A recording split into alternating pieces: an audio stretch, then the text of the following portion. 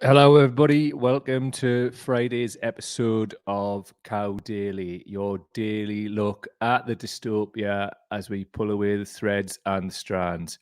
I'm aware there's a lag. There's always a lag on this. So I'm talking some filler until people join us. I see you're starting to join already. Let me know you're about in the comments, good people. This week, it's not Cow Weekly. This is Cow Daily. Today, we're going to talk about the way union people, and in this specific case, Dave Ward of the Posties, are treated by the media and the kind of line of questioning, but also it's a good opportunity to talk about the Posties. Also, Palamine, he's a CWU rep. He's coming on next week from the picket lines, and he's great crack. So really looking forward to welcoming Pickers to the show. What else are we doing? A little bit on Brexit, something that struck us from question time last night. And it wouldn't be a daily show if we didn't, on the daily, point out what the hell is going on with the Labour Party. Listen, I get that I talk about this a lot, but they're doing a lot. And the way I look at it is this, right? If we don't keep an historical record of all of this stuff, it'll get lost. And I mean, I'm not saying that we do anything other than make a small contribution, but it's a contribution. And I fucking feel like it's so important. It's so important that we hold these people accountable, because where exactly is the accountability coming from? So if not anybody else, we'll have to do it. So there's a bit on them, and it's a belter, this one. Well, a belter if you like lies. And people appear to, so who knows? Was in the house, say it was. Slaz in the house, I read Slaz. What is Dave Slaz saying? Amazon exec gets ripped to shreds by Labour MPs over working conditions and select committee hearing. Don't know about that, mate. Haven't seen it. The best part was when the unions were mentioned. Send us a link, mate. I've not seen it, wouldn't mind seeing it. That would be cool.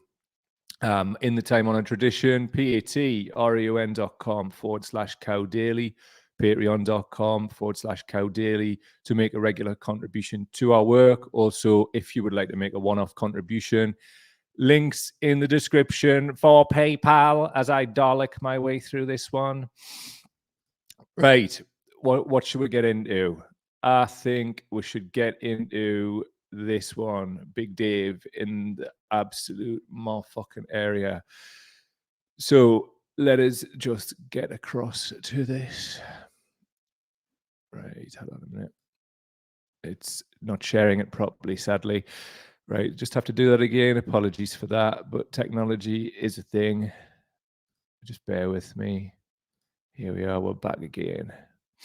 So this one is Dave Ward from the CWU Union on the BBC.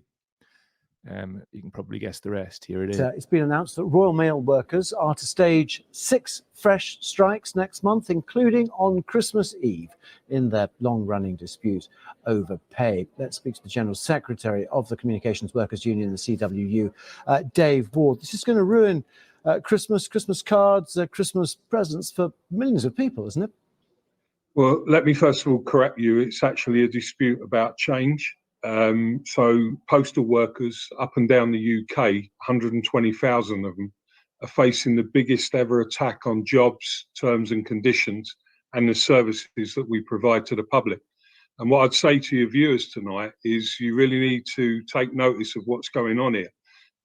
If people thought, forgive me, I realise workers, I realise worker conditions are as part of the bundle, but I just wanted to say it is about pay as well, though, because the Royal Mail say that they've offered 5.5%, but there are conditions attached in terms of restructuring and everything else. Surely it is part of it. I'll tell you what it's about.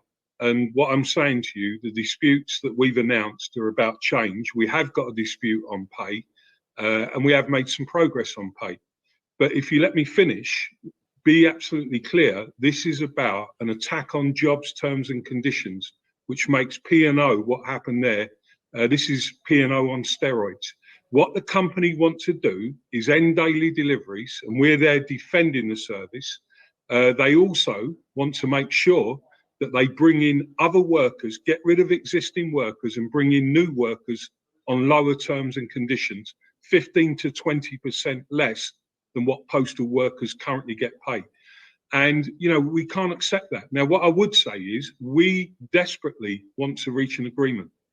Your viewers know what postal workers are like. They're good people, decent people. And what we're trying to do is negotiate an agreement with a company.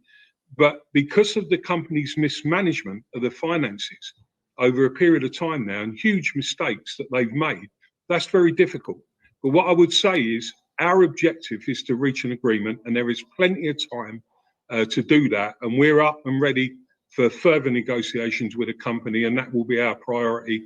And hopefully we can avoid those strikes. Mr. Wall, I mean, the company would argue, wouldn't it, that your industrial action is costing it millions, £1 million a day, and this is not the way to actually sort of reach any settlement with the workers, because the company simply won't be able to survive if it carries on like this.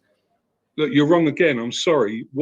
If you research your facts, what's cost the company a huge amount in finances is then given away over 567 million of a 758 million actually, pound I'm only quoting what the company has been saying over the last few weeks and months. Right. Just want to cut in at this point, right? This is a journalist, right? And he's interviewing the general secretary of a major union. And his response was, well, we're only saying what the company are saying. So is this confirmation that they only parrot the company line? Because, like, as a journalist, you're supposed to, like, do your research, know what you're talking about. And I think this, like, speaks to the kind of treatment that people in unions get. It always seems to be the boss's talking points coming out of the mouths of these journalists. Now, let us know in the comments why you think that is. Like, what are the reasons that these journalists appear to only have one setting, and that setting's hostility towards people like Dave Ward? Be very interested in your thoughts, and I'll come back to you after we've moved on here. Following it, so I'm putting the company line to you, Mr. Ward, that's all. Yeah, well, you should be putting my line to the company. There's too many of these interviews. Quite happy to if they'll come on. You just put the questions that the company give to you. And I'm saying to you, the company are not acting with integrity. They're not telling the truth. This is about major shareholders fighting over the future of the Royal Mail Group. And our members are paying the price for huge mistakes that have been made by the CEO and the board. And we're not going to put up with that. Now, what we would say is the people here who are fighting for the service, the very thing that you have mentioned, we don't want to be on strike at Christmas.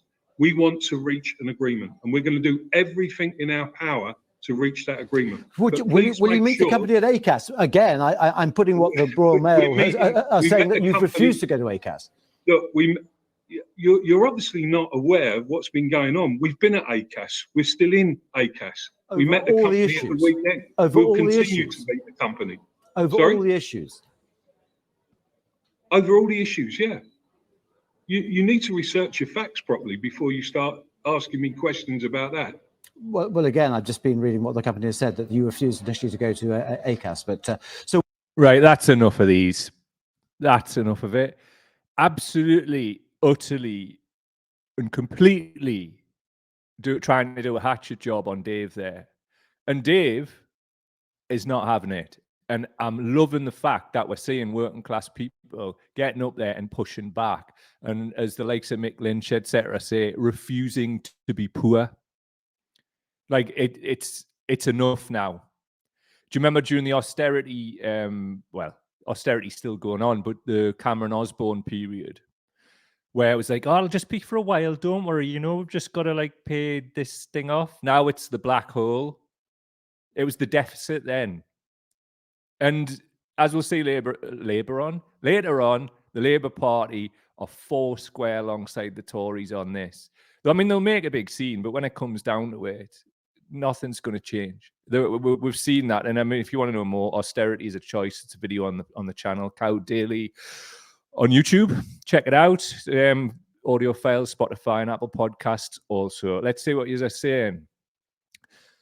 Media Medusa 42, quality name. In terms of the one setting for the media, I know our CAO has previous links to the media, which is why our dispute was variously vilified or ignored by the media. Which dispute, Media Medusa? Are you a postie? Let me know. Jacqueline is saying they're not even trying to be fair, these journalists. Well, they're not. And it's not really about that. And when I see people crying about the BBC and whatever, I have went through different shades of emotion because I really like Six Music and I like BBC 4 documentaries, and they do some really good stuff. Fantastic. BBC News is a fucking scourge, though. Like, the absolute state of what goes on there is, well, it's well documented. Not like out in the wild, like it should be, but I guess people here know what it's all about. Carlos is saying, from previous information I've read, the mainstream media are parroting establishment propaganda under the threat of having access to ministers and briefings withheld. I believe this even applied to The Guardian regarding us joining in the stone and rotten fruit thrown at Corbyn. You believe correct. The Guardian were the worst. I mean, let's get away from, I think, framing this as winning an election. What it was really about from the BBC, The Guardian, and establishment media, what it did, it removed all hope from people living in poverty. And I'll never forgive that, ever. I don't give a shit about elections and numbers and whatever, but it's definitely about getting food in people's bellies. We need to, I say this a lot and I'm going to keep saying it.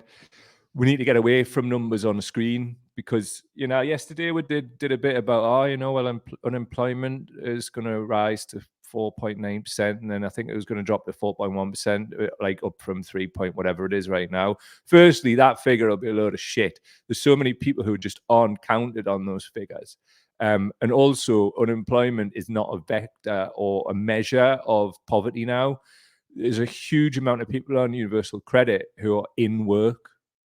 Like, I think the majority of people on benefit are in work.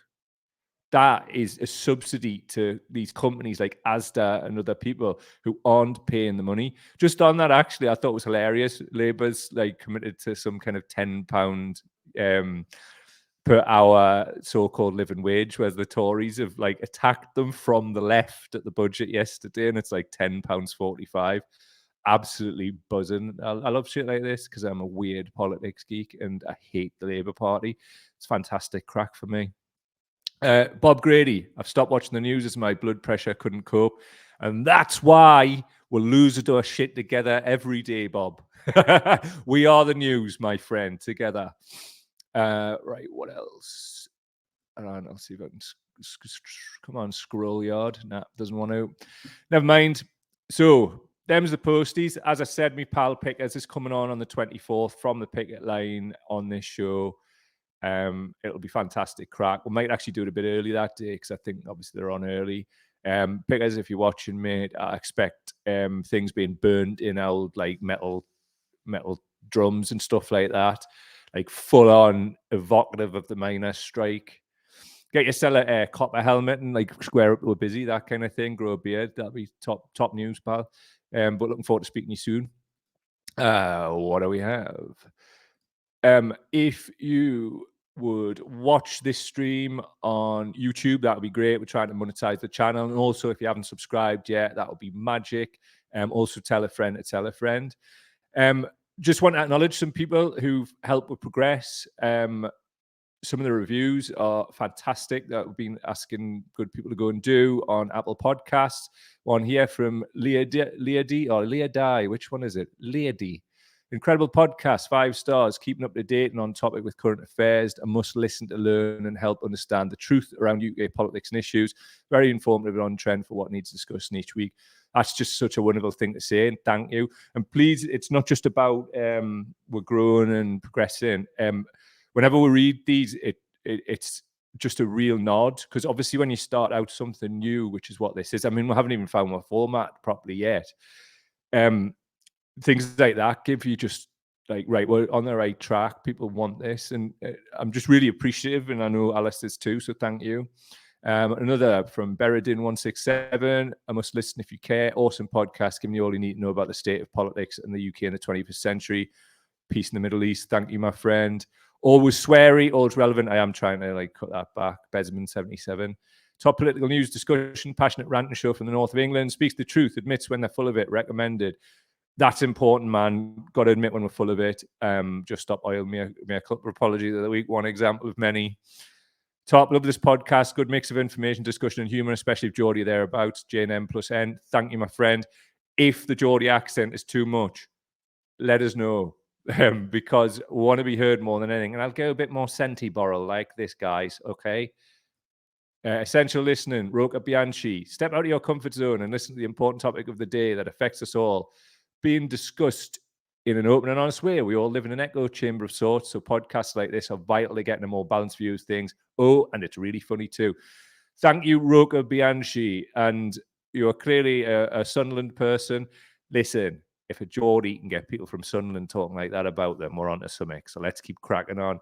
If you would like to help support what we're doing, the links in the description and a 5-point walkthrough on how to leave a review on Apple Podcasts. Few people are saying it wasn't immediately obvious, so we made it obvious. So links in the description of this and everywhere you're listening or watching to this. Thank you so much for everything that you've done and all of your help. It really is appreciated. Let's move on to the Labour Party being absolute rotters now, because that's one of the favourite topics. That's one of the best. This is Rachel Reeves, who's fast turning into a pantomime figure of evil, at least in my mind.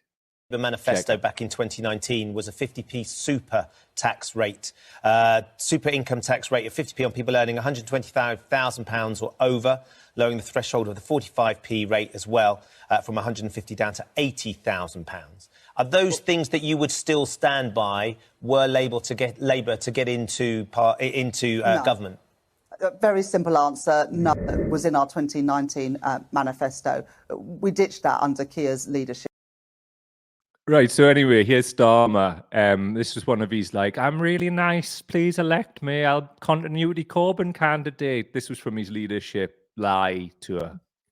Made our party the party of anti-austerity, and he was right to do so. The party that would fight cuts to public services.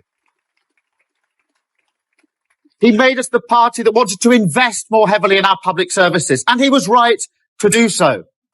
And we must retain that. We build on that. We don't trash it as we go forward. Fucking hell, man. It's just every day a new one pops up. Every single bloody day. So anyway, Reeves, she has said, oh no, I've just got rid of all the 2019 manifesto. Which parts didn't you like? Probably all of it, but at the time you were off oh yeah, it's Wales in the background doing everything you possibly could to stop any kind of election victory. You and your pals doing the bad things, and here you are. It's all worked out just as you wanted it to. Your shadow chancellor again. So as long as your shadow chancellor and your leader of the Labour Party, Starmer, that's all that matters. Fuck everybody who's been let down by absolutely everybody in a position of power. Everybody. All of them. Even the ones we like. Even them. Right, Labour again. Bastards. So anyway, I just wanted to drop that into the show because I couldn't let that one go, but I'm not going to harp on it today because we've got plenty of other things to harp on, quite frankly, like this. First of all, I thought this was a lass that used to go to one of our raves. Absolute double of her until she opens her mouth and it's blatantly not her. But I was like, is that her? I'll not name who it is, but if you're watching, you'll know who it is because that is your doppelganger, mate. Absolutely the same.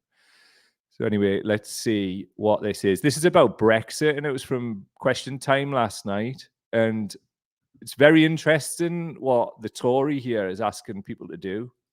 When are we going to start talking about rejoining the single market? Very quickly answer that, Vicky. So as I say, Germany, Italy, and other countries in Europe are facing higher inflation than we are. The United States and higher growth than we are. Well, I'm not sure that's well, correct. We are the only economy in the G7 to have a smaller economy than before the pandemic. Yeah, and the reason we're having to take these steps now is because we absolutely need to address some of these international factors that we are seeing. Well, what the lady is saying is about Brexit. But with Brexit, I mean, that, you know, it's that happened 6 years ago. The referendum result was 6 years ago. I think we've just got to look forward. We've left the EU. It was in accordance with the referendum. And as I say, the fact that other countries are facing these same pressures suggests that there are factors. And indeed, the OBR has set out that it's international headwinds that we are facing that are causing these problems, that are having impacts for us here at home. Let me take another question. Yes, the man there in the blue sweater. That's not good enough to say Brexit happened 6 years ago. The consequences are still living with us. And I can tell you that I am an exporter, and my business is still existing. I'm hanging on in there. I'm determined to trade with our closest and biggest market. I'm no interest in trading with Australia or New Zealand.